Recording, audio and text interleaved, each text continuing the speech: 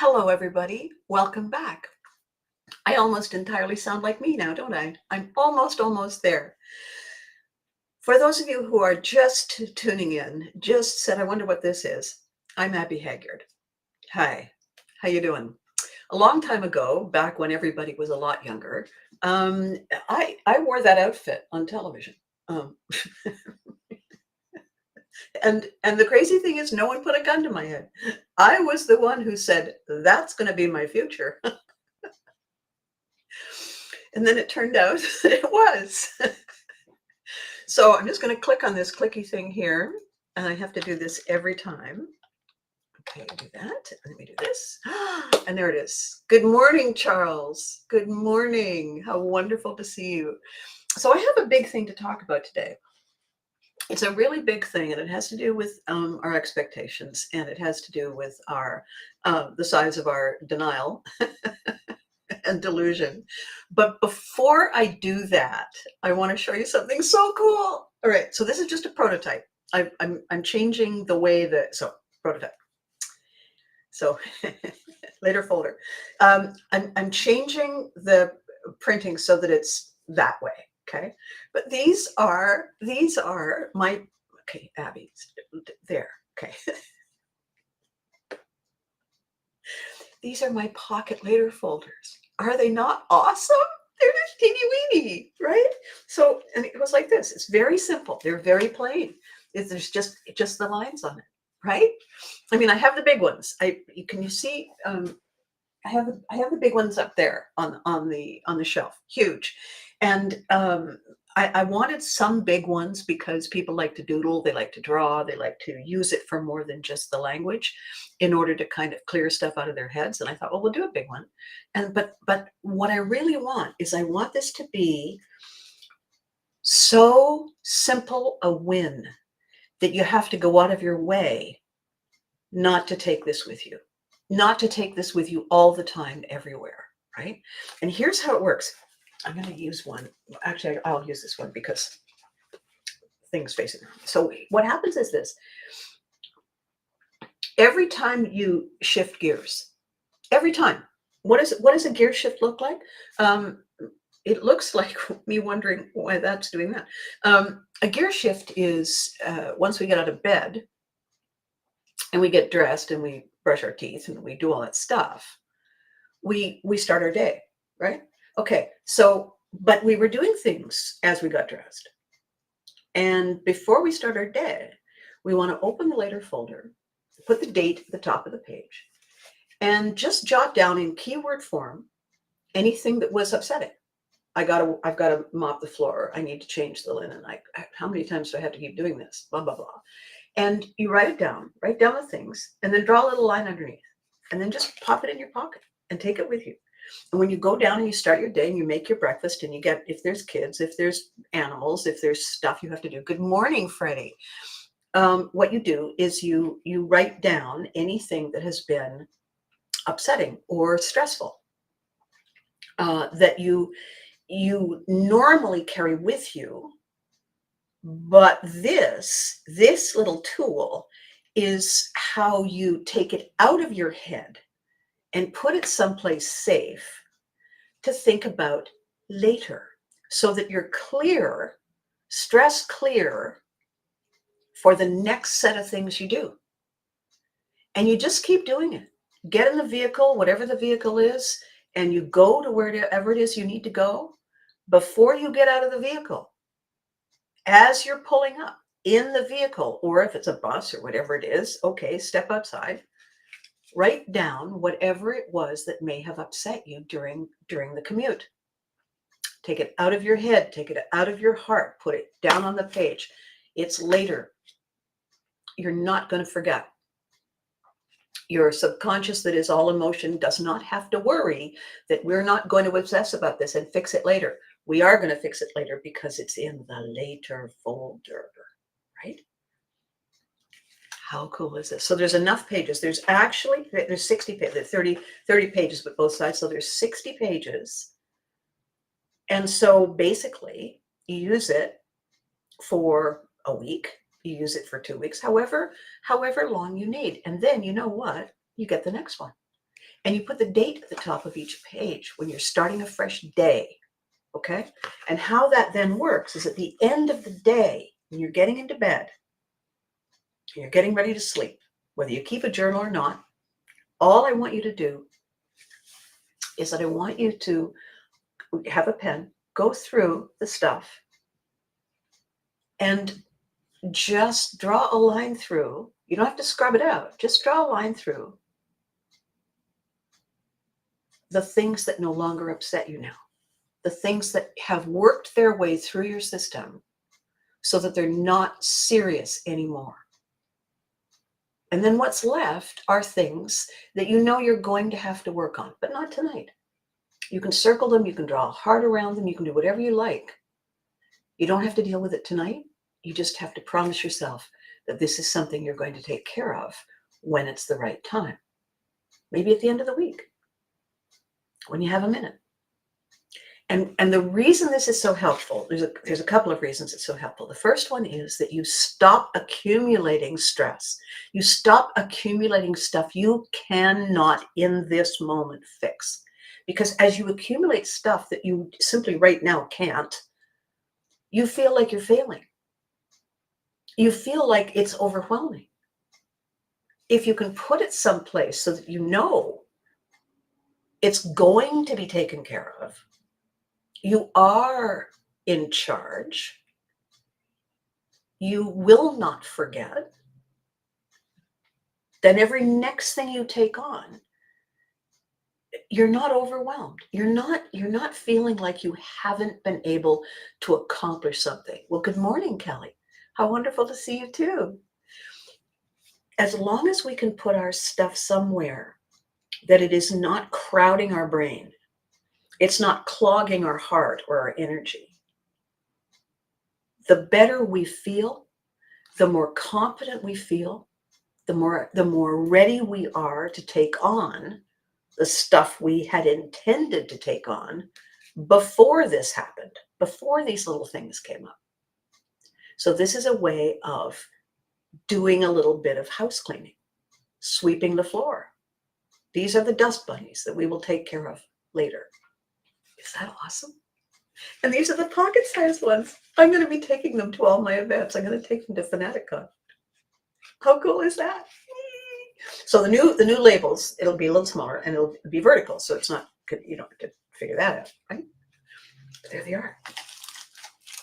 So cool. Okay, so that was the first thing today. The second thing today is a sip of coffee. Another thing. Okay, I had a couple of conversations this weekend, and they're always helpful, because if they really engage me, and I write down the core, the essence of them, I know that somewhere they're going to find their way into Pivotry. And if they're in Pivotry, they're going to find their way to you.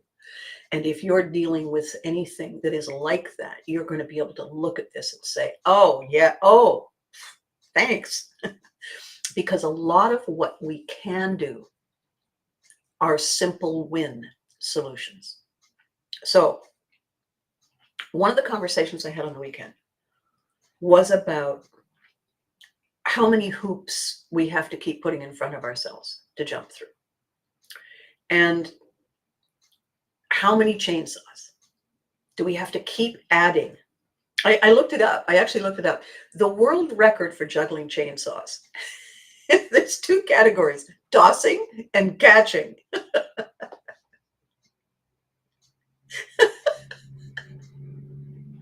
Now, it didn't say whether the chainsaws were running. Even so, the world record for catching is 105 in one massive thing. 105 chainsaws.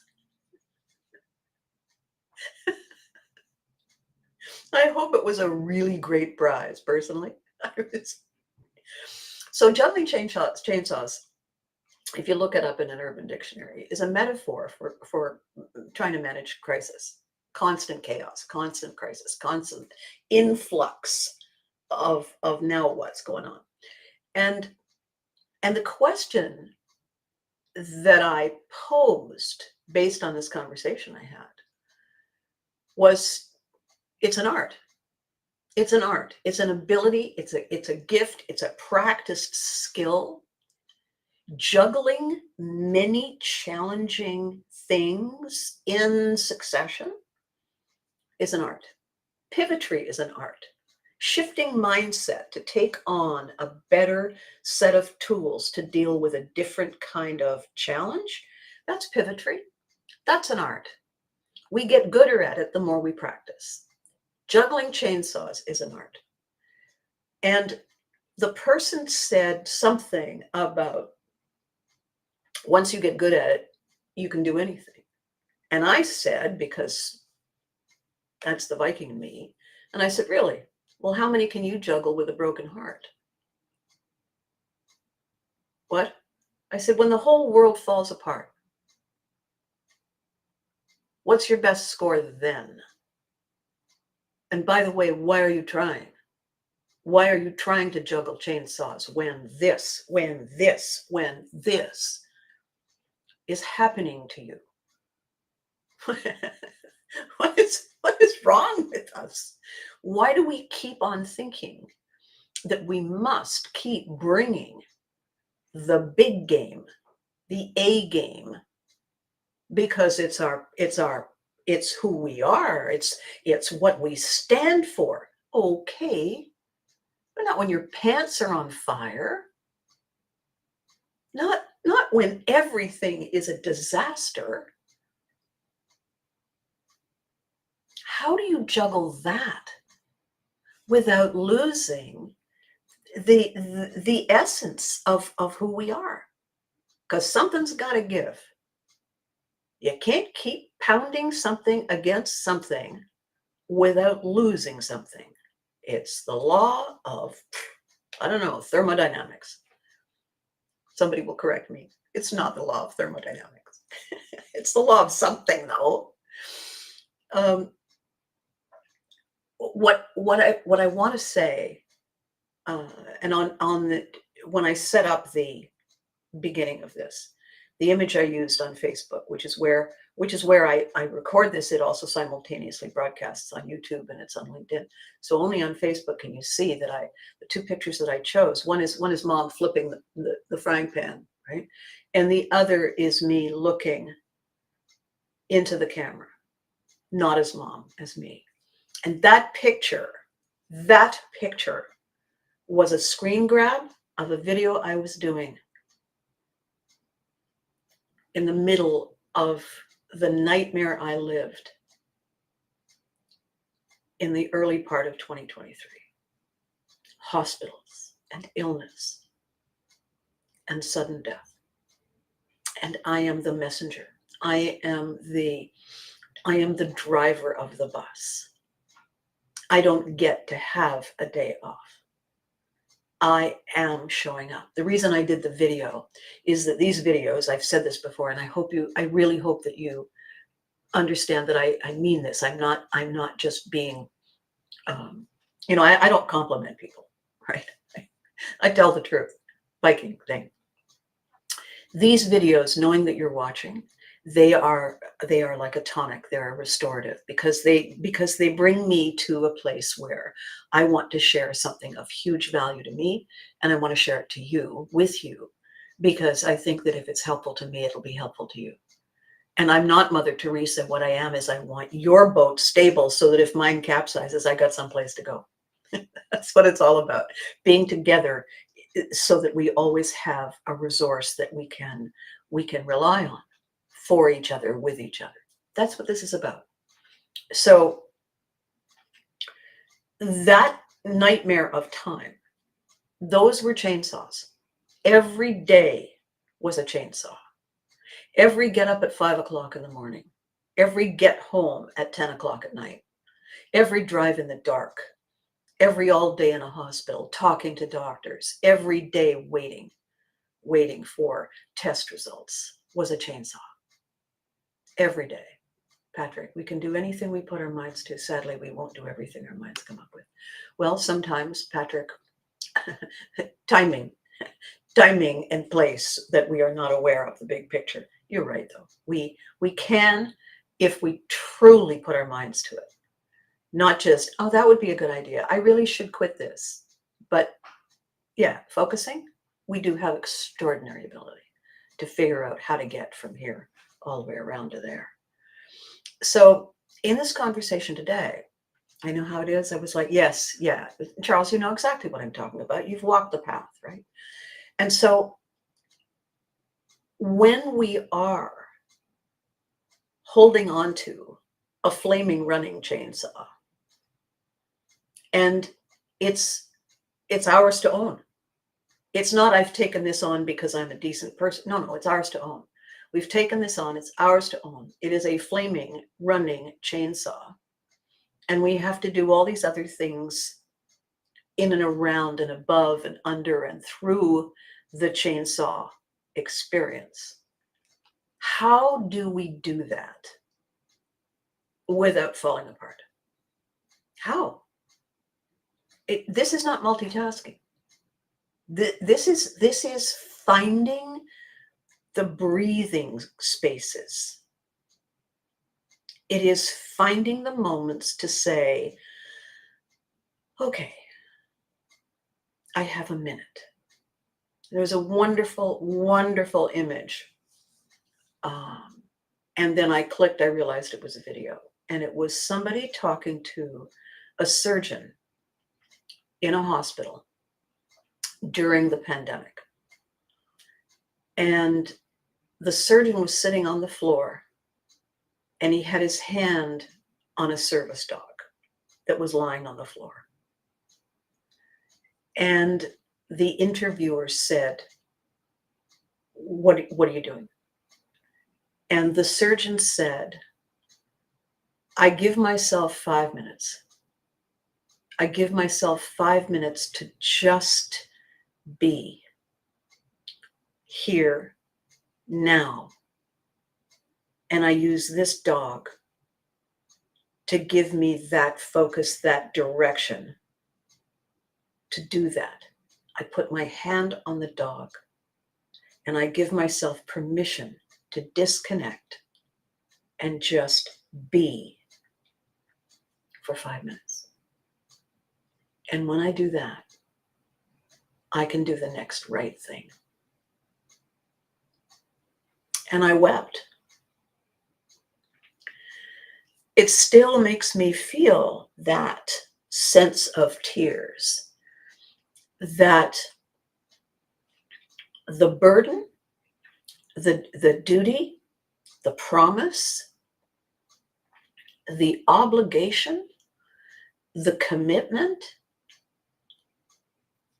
all of those decisions were made without knowing how big it could all get.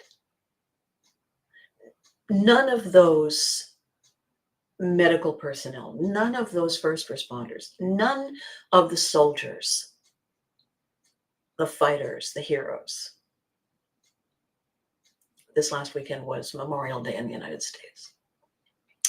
None of them knew how big it was going to be. None of them. None of us know how big it's going to be when we say, you can count on me. So then what happens when it is bigger than anything we could have imagined times a kabillion with sprinkles on top? What do we tell ourselves? What do we say when we realize that we can't?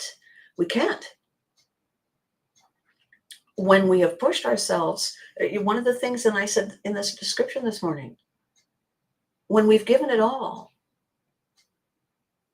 what's left? When we've exhausted everything, who are we? What's left? How do we come back? How do we do the next thing that we're passionate about if we have done all that we had and more? If we've drained all of our resources dry? If the only thing we have the strength to do is lie face down on the kitchen floor because the tiles are cool. I was talking last week about the gurney moment.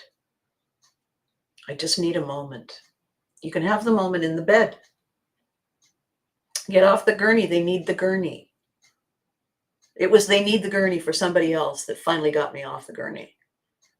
I was in a hospital. It had been a very busy, hectic day, exhausting, terrifying. And this was a bridge too far. Get off the gurney and get in the bed.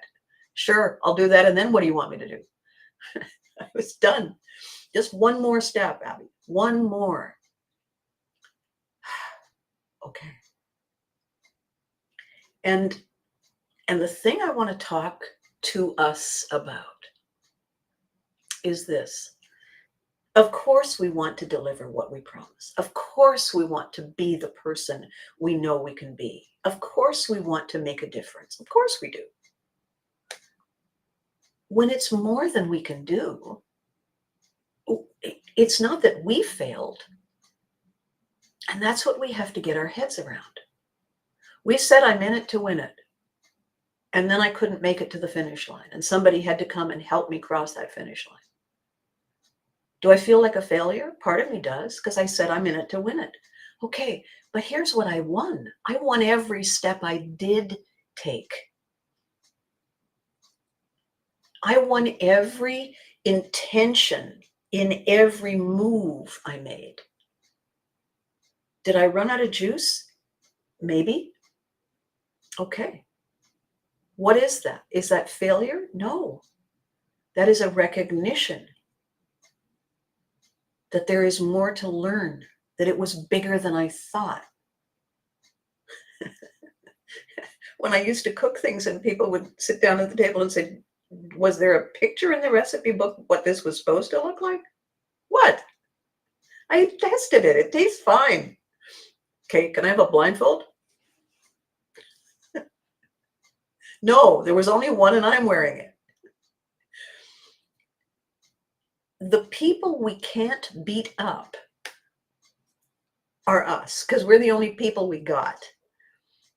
So we have to find a different way to deal with our disappointment in our outcome. We have to find a different way to understand what we thought and what was are allowed to be two different things. We also have permission to say to people, nope, I appreciate the idea. I understand what you're saying. I see the cause and effect. I'm not doing it. It's not for me. I know I'm just trying to help. Yes, you are. And I love you because you're trying to help. It's not for me. And that's the second thing I want to talk about in the conversation that I've been having. But this one right now, the first part is we have to be able to hear us. We have to be able to hear when it's too much. People have always said to me, did you not realize that you needed to stop? And the answer is no. If I'd realized it, I would have. What, do you think I'm an idiot? I didn't realize I couldn't until finally I realized I couldn't. And that is when I stopped. Well, a lot of people would have stopped sooner. I'm sure they would. They're not me. And the difference with me in a conversation like that, and so many of us in a conversation like that, is that so many of us care desperately what other people think. I care what people think, but I don't care what they think more than I care what I think. Theirs is a really important contribution. If I'm talking to somebody that I deeply admire and respect, I'm going to listen to them. You know, when somebody I absolutely admire, adore, just love in all the ways that you can really just enjoy that a person exists, of course I'm going to listen to them. Am I going to do it? Maybe. And then again, maybe not. Well, if you love them, why wouldn't you do it? Because it might not be for me. It's their offering, it's their suggestion, it's from their point of view. Have you considered this? And I look at it and say, yes, I have, and rejected it. Thanks. Love you. But no, I just, I know, I know why you're helping. I know why you're helping. And it is helping because it's giving me an opportunity to articulate, to explain to me and to you and to whomever why I'm choosing this, why I'm choosing that. I I have done a lot of jobs where it was more than I had expected. I have an optimistic idea of how complicated things are until I'm right in them and I think, yeah, okay. Oh, okay. Now what? And then I figure out a way, and then when I'm done, I lie down and I usually get a cold and I go to bed for a week because I overdid it. In the more serious, in the deeper moments. I mean, my year, my you know, 9 months, 10 months in 2022, 23 was an absolute insanity of astonishing uh, surprises. Like you're trying to solve a puzzle, you buy one of those puzzles, and every time you take the lid off to pick it up, there's more pieces in it than there were before. Like the thing just keeps growing. That was what the year felt like. And every single new piece in the puzzle didn't fit anything, didn't make any sense, wasn't even the right color.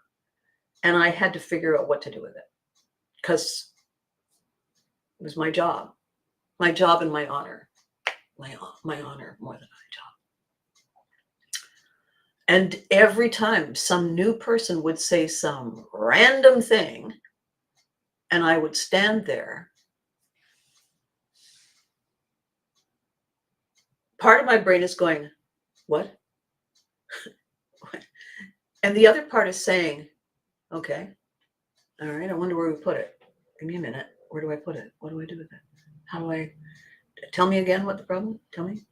Okay, so that and this. I write it down. Don't know. And I would go away. Sometimes I'd pick up the phone and call somebody and say, okay, I want to run this past you because I don't know what the hell I'm doing here. So this and this, what do you think that? What about this? And I would parse it out, and then I would deal with it. And I couldn't, there was no room or time to, in the midst of that, have a part of my brain saying, oh, poor me, and I don't know what will happen, and what if it rains? Like, no, that I just had to go away. That I put in I put it in that. And I said, catch you later, because I can't deal with that right now. And I did, I wrote it down, circle around it, 75 exclamation marks, done. Moving back into this. That I'm really quite remarkably good at this is because I had to do it all the time as a child, all the time because of the military, all the time as an only child, all the time because I had beautiful, talented, wonderful, amazing parents who had significant coping issues, significant, that eventually overtook them. And while they were in the middle of a coping crisis, where they weren't was here. Where they weren't was my guide. They were absent without leave. And so what I learned to do from the earliest age, there's a beautiful picture of my mother and I when I was very small. I think I was 3. Um, and I'm looking up at her and I'm asking a question. I have asked a question and she is smiling at me and she has answered it. And I know that the question was, is everything okay? Is everything all right? I know because I remember asking so often. Because right before asking, it hadn't been. For her. She was there and then she wasn't. And then she was back. And that was confusing and scary for me. And so there's that picture. And it's adorable. I'm asking and she's reassuring. Sort of. Because I believe her in the moment. So I got a lot of early training. And my dad had a whole other series of issues that had similar end results. Me asking, is everything okay? And him saying, of course, of course. Because in the moment it was fine, in the moment. So this leads to the next part of this conversation today. Juggling chainsaws is an art. How many can we juggle when the world falls apart? And the answer is, we have no idea until we try. We have no idea. We can't begin to fathom how we do this well when that is shattering who we are. We can't. We can't know until the moment. So somebody's knocking on my door. I'm hoping they're going to go away. So if I'm a little distracted, that's a chainsaw. That's a moment. How interesting that the universe is giving us this so you can see me coping with it in real time. So the second part of the conversation, hang on a second. Come on in. Okay. Loud noise. Hang on a second. I'm just going to close the door. Hang on.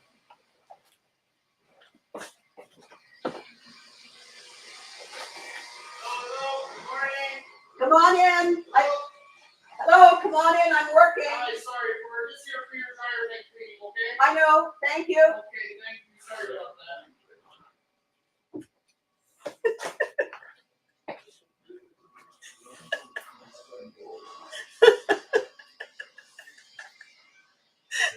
Oh my gosh. Oh my gosh. All right, here we are. What is it like? Hang on, I have to close the door.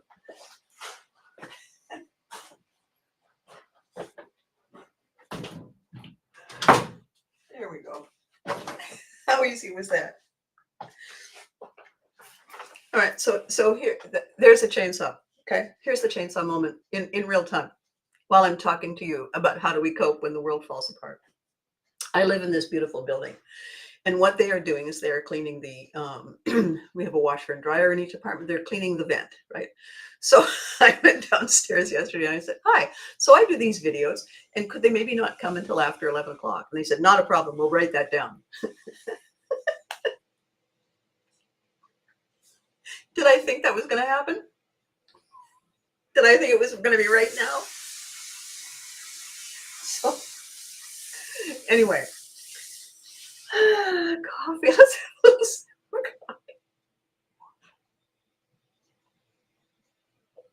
Oh my God.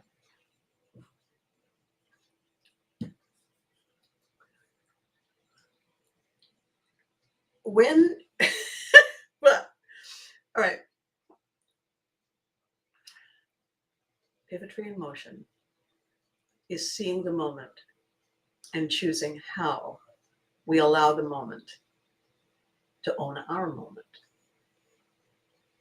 Okay. The purpose of my video today, I'm doing a reset, right? I'm doing a rest, a restore, a reset. The purpose of my video today, juggling chainsaws is an art. How many can we juggle when the world falls apart? Okay. When there is a distraction, when there is a crisis, when there is just stuff, suddenly an oven, suddenly a vent cleaner. How do we maintain our focus? And the answer is by choosing to keep ourselves ready and rested and focused on what our goal is. And it is a challenge. I mean, there is a noise going on right now, and I know they're there, and I am doing my level best to not allow them to take me away from you. I am doing my best, and this is exactly the way it felt so often, driving back and forth, driving in traffic, getting to the hospital, seeing the things going on around me, and trying to stay focused on the thing that mattered, which was the health of my dear, sweet, wonderful Dave. That was my purpose there. So the second part of what distracts us, that requires us to do this in a very big way, is to remember why we came. We need to have a process in place that we can go back to keep us on track. Because if we don't have a process and we get distracted, what literally happens is I came back, I sat down, I closed the door, and part of my brain says, now then, where was I? And I know where I am. Camera's on. I'm with you. How do I get myself 100% back with you when that is going on? And the answer is the later folder, the process. The process is how we get from here to where we want to be. So, thank you. So, when we have a goal, excuse me 1 second. Yes.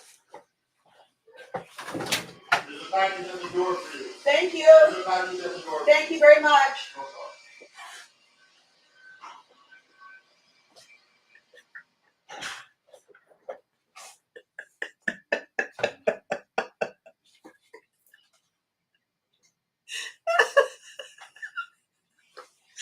Okay, here we go.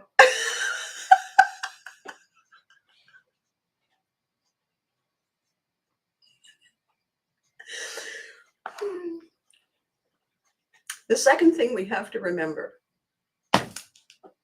in the process is why we started in the first place, what our goal is, who we are, why we're here, what we want. I was in a stage play many years ago called Love Letters. It's a great, great two-person show.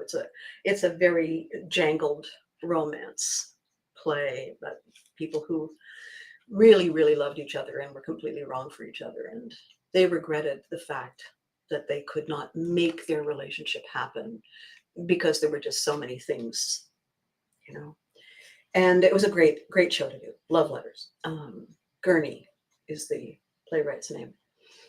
And the woman at one point says to the man, you just have to remember that you need to keep your eye on the ball. And he says, which ball is that? And she said, why you're here, what you want, what it's for, and what you bring. And it was crazy, wonderful doing that play so many years ago, because it was it meant a lot to me. And people who love us, people who think they have something to contribute, and people who actually do have a lot to contribute, will often give us ideas, will often make suggestions, will often insert new information, new ideas, ask us things when we talk about something we were passionate about. And one of the challenges that is enormous, it is enormous and exciting at the same time, is that when we want to do something new, when we want to do something different, when we see something that feels magical to us, the comments that people will make, what we have to remember for our own sanity and for the depth we care about these people, is that the questions they ask and the observations they make and the suggestions they share come from their perspective, from their point of view, from how they see the world. If the suggestion, if the idea, if the comment feels critical of us, they don't mean to be critical of us. They can only see what we are doing from where they are.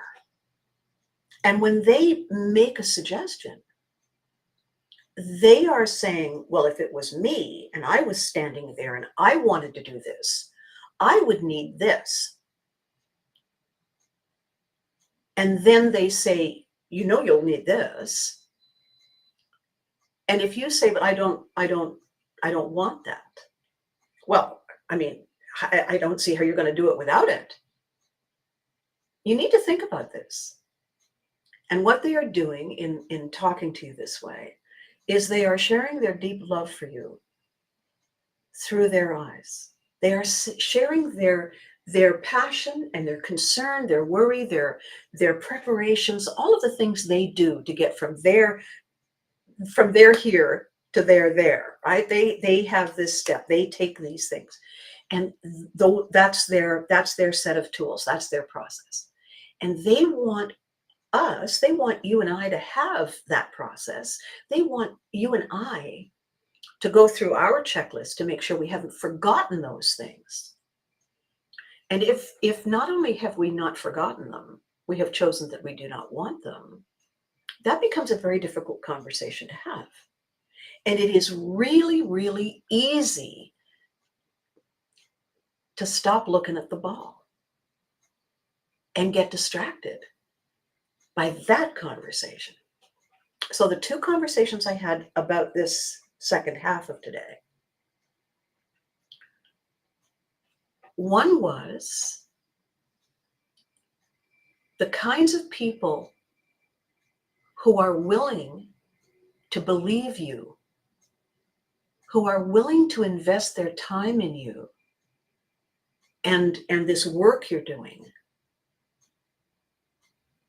before they will be willing to commit to listen to you, to pay with their time and their money and their attention, before they will be willing. You have to prove to them that you have credentials. You're going to have the kinds of credentials that they believe in. And I've had this conversation several times. And I said, I appreciate your point. Yeah. If who I wish to help comes from that background, you're absolutely right. They will need the proofs that they feel safe with before they will be willing to invest their trust in me. I get it. And she said, so are you going to go in and get those credentials? And I said, probably not.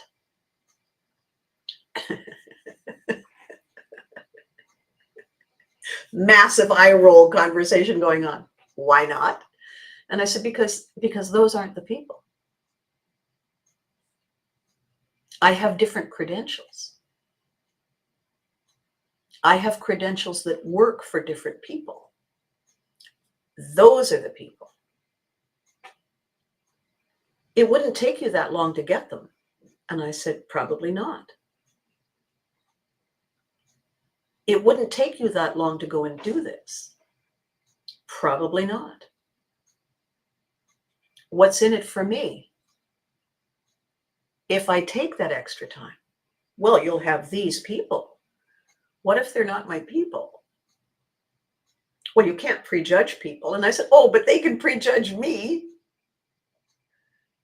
And so we had this crazy, funny, loving, trusting conversation back and forth. And that was only one. There was another conversation of a similar nature. And it was about the fact that I have been gifted a wonderful opportunity to reach out to somebody in a legal capacity to help me delete, erase, get gone some nonsense that happened decades ago. Am I making that a priority? I almost did. I got all the stuff ready and I sat there and I said, what's in it for me? In this moment, what's in it for me? Have I needed this restored and fixed for the last many decades? I haven't needed it. So what's in it for me to take all of this Pivotry stuff, all of the books that I'm working on, all of the website content, all of the workshop content, and the webinar content that I am building incrementally? It's like pushing a whole bunch of bricks forward. You know, you push this one, then you come and push this one, and you push, so everything is going to be ready at the same time. Why am I going to put that on hold to go and deal with that and make that a priority? What's in it for me? And the answer was not enough. Not enough That's not the ball. This is the ball. Pivotry is the ball. Me sharing with you the tools that I have learned over a lifetime. When you are ready to test them and try them so that you live your best life, no matter what. I got that. I know what it is. I'm putting it together so that you can say, do you have it on this platform? Yes, sir. Yes, ma'am. Yes, my lovelies, I do. That is my audience. That is my focus. That is the ball I'm keeping my eye on. How am I doing that? When somebody comes in to clean the vents in my dryer, oh yeah, sorry, we're leaving now. Thank you. There's a package at your door. Thank you. Would you like to see pictures of my child at a picnic? Thank you.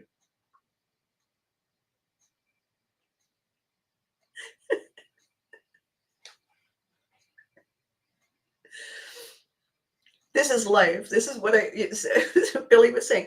You know, you could rehearse and we could edit your videos. And I said, no, no, no, no, no, no, no, no, no, no, no. I've rehearsed for many decades. I know what I'm doing. When this happens, this is real life happening.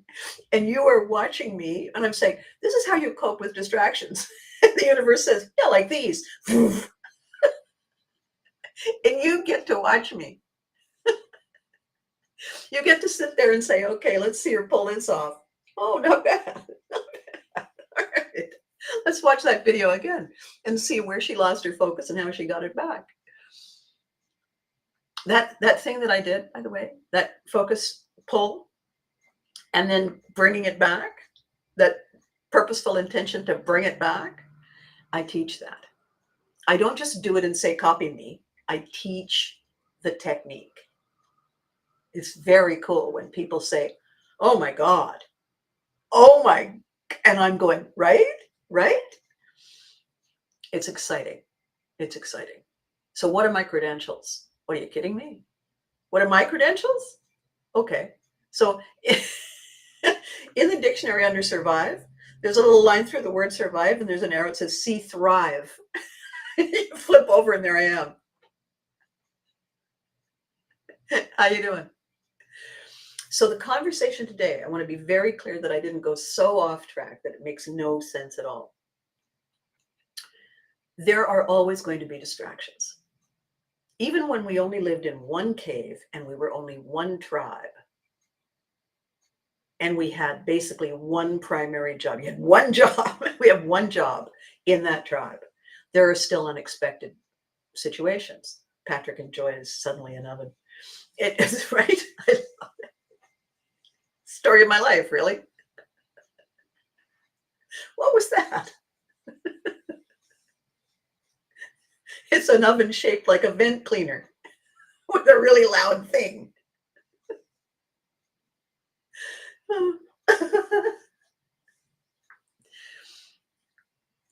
Why we struggle is because we try to do all the things we promised we would do. Why we struggle is that we depend on the people who promise those outcomes and do not deliver. Why we struggle is the time and the energy and the effort it takes to figure out how to compensate. And I spent my entire youth, the two youths, I spent my entire youth compensating for situations, for people, for moments. That is my qualification. I have walked on the path you are staring at. I want to tell you something really important and really interesting about this particular thread today, this particular conversation.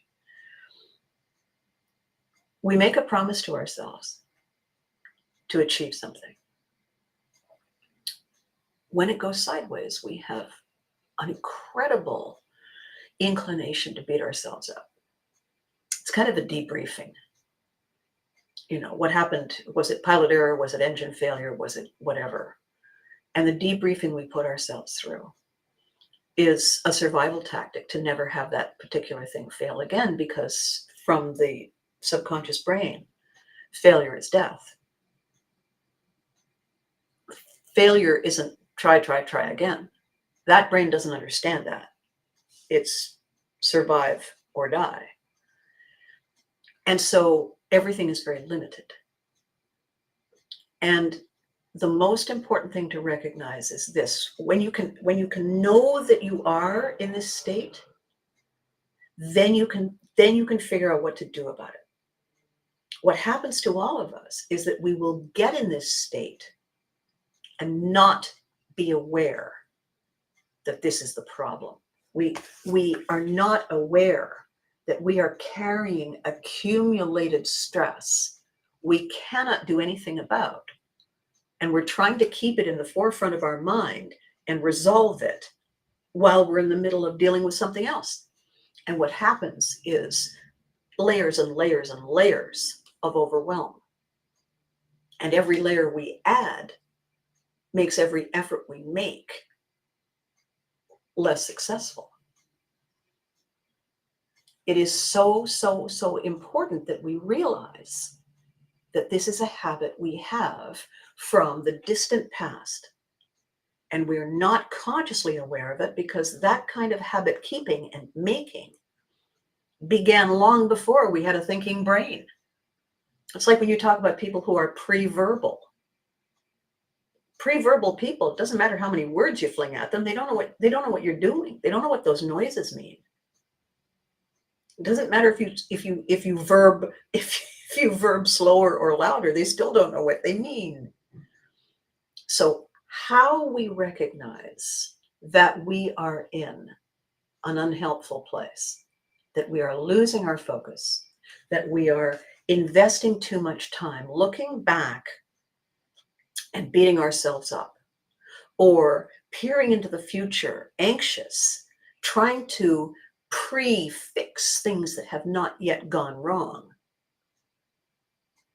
How we can recognize that is how we are breathing. Because when we are anxious, we breathe the way people breathe when they are fleeing something they fear. We're breathing there. We're not slow and calm. That's the first hint. So we can check our breathing. When we're not handling something well, put your hand there, right there. Is that where the breathing is coming from? Go look in a mirror. Is your hand going up and down? Is that what's happening? You're breathing wrong. You're in that panic state. You're trying to fix too many things. You can see it. You can feel it. You can hear it. When you're aware, you say, ah. How then do you fix it? You breathe another way. The other way is slower. How do you get there when you're scared, when you're upset, when you're over revved? My hack, I swear to you, is incredibly successful. And it's called the 30-second breathing exercise. It's the 5-finger breathing exercise. I've shown you this before. Some of you may have not seen it before, which is why I'm going to do it again. And those of you who have seen it, I want you to look at it again, because this is how we learn, all right? All you do is you take your index finger, and this is as fast as you go. It only takes 30 seconds. And you trace the outline of your fingers, all 5, all the way to the bottom. And then you go back and you retrace the outline of your fingers. That's all you do. And you can talk yourself through it if you like. And then when you've done the one hand, you do the other. And you trace the outline of your fingers all the way from the base of your thumb, all the way along the outside of all your fingers till you get to the base of your little finger. And then you go back. And you don't do it any faster than this. You don't have to do it any slower. You don't have to be talking. You don't have to think about a thing. And when you're done,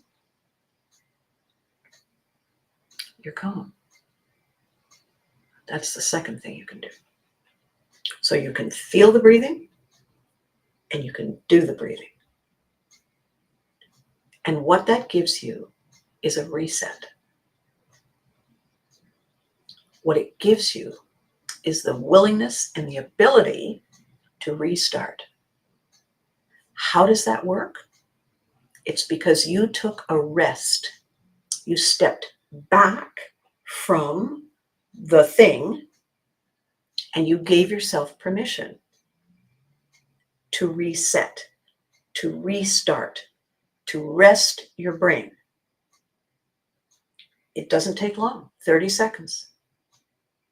You watched me do it. You watched me do it into the camera without using those techniques. You saw me come back from whatever that was. You saw me laugh. Laughter is another way. It gives you the endorphin and it gets the right breathing happening. And it gave me permission to show you how frustrated I was and how funny and ironic it is that I'm talking about managing these moments, and along comes these moments to give you the actual example of me, Pivotry, in motion. Thanks. So the important thing is, do you know what you want? Do you? Write it down. Fresh page. Write it down. What do you want? When I talk about books, when I talk to people about writing a book, and every time I get a new book client, I always have two questions that I ask them. And I was talking to Carol Hay the other day, and I explained it to her, and she said, "I love that question." And I said, "Well, thank you." And the question always is this. Okay. And I always say to a new client, a prospective client, no one ever asks this question. None of the authors I have ever met have asked this question. So do not feel that in some way you are flawed because you haven't asked this question. Do you understand me? Yeah. Okay. When the book is done, I say, when it has been published, and here it is, and you have the author proof, right? So you get the author proof to decide what you want to fix. And what I want to fix is I want this to go like this, right? Okay. When the book is in your hand in the author proof stage, and you put it in the palm of your hand and you say, "It's a book." Here's the question. What do you want the book to do for you now? Not what it did for you, not what the working process, the writing process, the cathartic process, the hair pulling process, not what that taught you.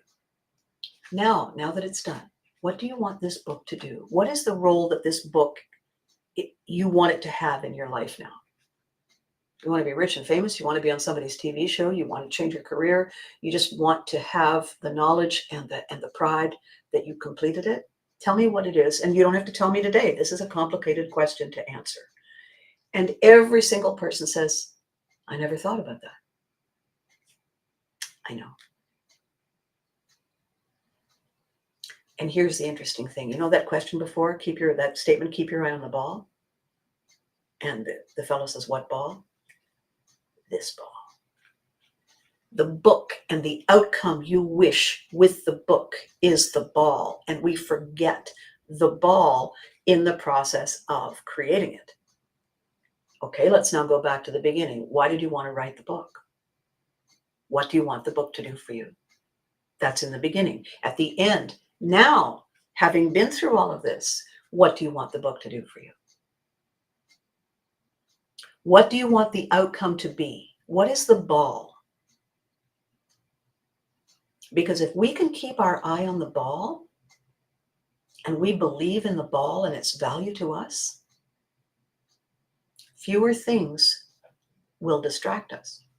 Fewer vent cleaners, fewer ovens will take us completely off course. As long as we have a very clear idea of what we want. Talking to that exhausted doctor. At the end of the day, what do you want? I want to have healed as many people as I possibly could. Okay? Does that include you? That is not a question they get asked. Mom, you're working too hard. Daddy, you're working too hard. Brother, sister, friend, you're working too hard. I know. I just have to do this. Okay. What is the end game? What is the ball? What is the point? Well, I want this. And what do you want for you? What do you mean? How do you want to feel at the end? Because you're already exhausted. What did I want at the end of the journey for Dave and with Dave and in the aftermath? I wanted everything that I could possibly do. I wanted it to be done in a way that honored him and his life and his brave,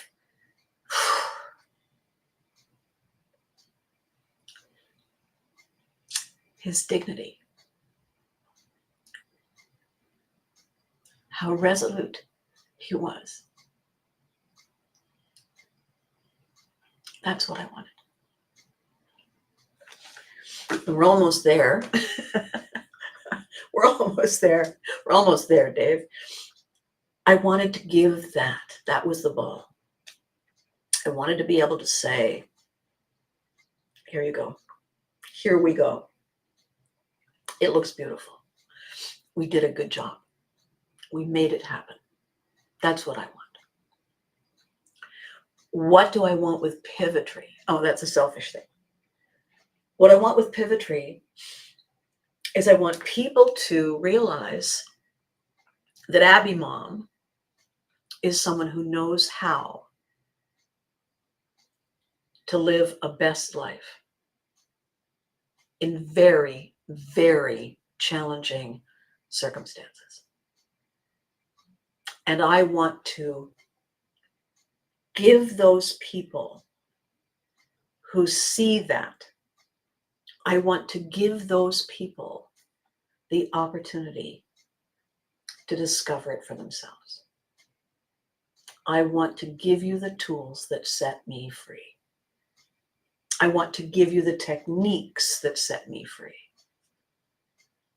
I want to show you how they work. I want to show you what they can do. And I want to give you the power, the freedom to choose you, to choose your best life, unencumbered by stories you thought you knew, legends you that surrounded you as you grew up. I want to say to you, here, let me show you something pretty cool. And see your face and hear your voice and look at the sparkle when you say, ooh, and I see curiosity come alive in you. What do I want of that? How do I see that as selfish if it's all about you? It isn't all about you. We're all in this pond. I got my boat. You are your boat. If your boat is doing well, then the ripples that I get are going to help me. And we're going to help each other. Because I have to say, and I know this is a little long today, but I have an excuse. There are a lot of complicated, remarkably stupid things going on. Astonishingly stupid things going on. I had a conversation about AI the other day. And I said, okay, I need to explain something to you. We teach what we learn. What somebody taught us, we pass on. What the world gave us, we divvy out. Correct? Correct. Okay. If you are raised by people who periodically just disappear, and therefore you're never entirely sure where they are, then you become a different kind of person than someone who is always close in proximity. AI can't think. AI can't care. Maybe someday somebody will figure that out. but not now. AI, artificial intelligence, is an aggregator of data. That's what it does. It is a program. You feed in the necessary stuff, you get back the necessary stuff. That's what it does, and it saves time. It saves a lot of time. Here's the issue. A lot of people are spending a lot more time with AI. A lot of people that I know are giving the program they have a human name, because it is our nature to humanize things. We made money selling and buying pet rocks. If we spend increasing amounts of time with a program and we give it a human name, then the entity that we interact with becomes our most frequent connection. Right? Sure. Okay. It can't think and it can't care. Essentially, the cupboard is bare. If that is what you talk to, that's what you learn. If you're not taught how to consider, and if you're not taught how to feel empathy and take the time to understand and listen to and feel, if you don't learn,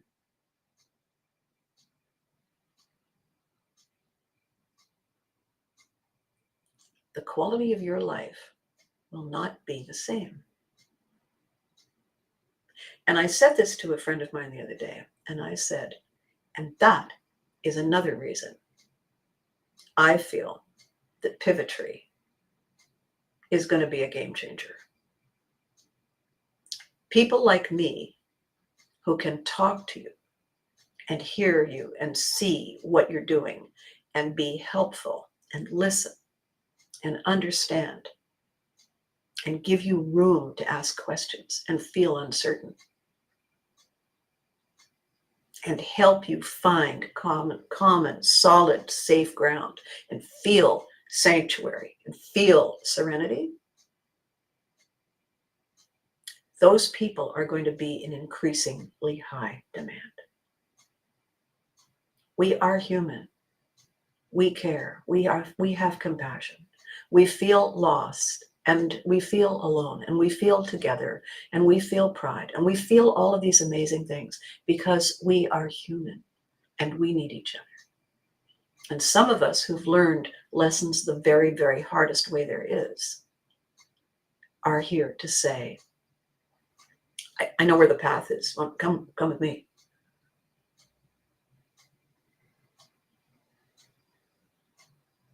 There is no accreditation that I can earn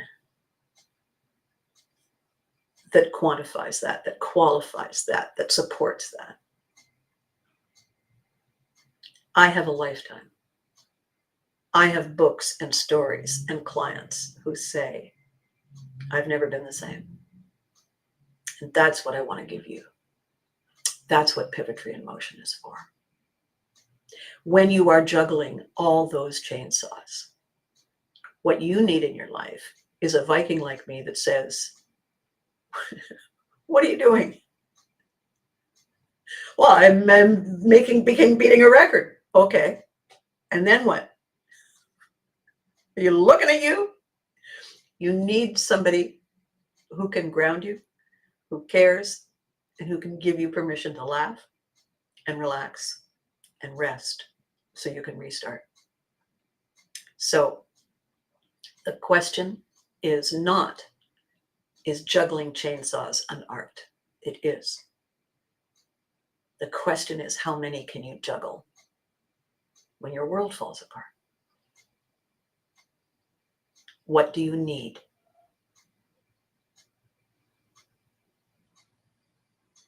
Thank you so much for watching today. Thank you for putting up with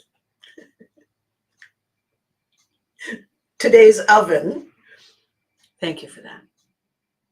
I'm going to see you again on Thursday. I have a really, really cool thing I want to talk to you about on Thursday. We will go into more about my credentials and your credentials and their credentials. And by the way, what is the ball? Do we still have our eye on it? Have we remembered to breathe?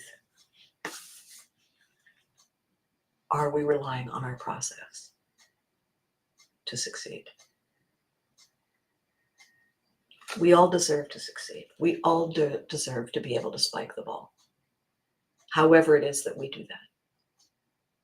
And I would very much like to be part of that process with you moving forward. Okay. Be good to you. You deserve it. Hug your loved ones. Make them put the chainsaw down first. Just say it. And I will catch you next time.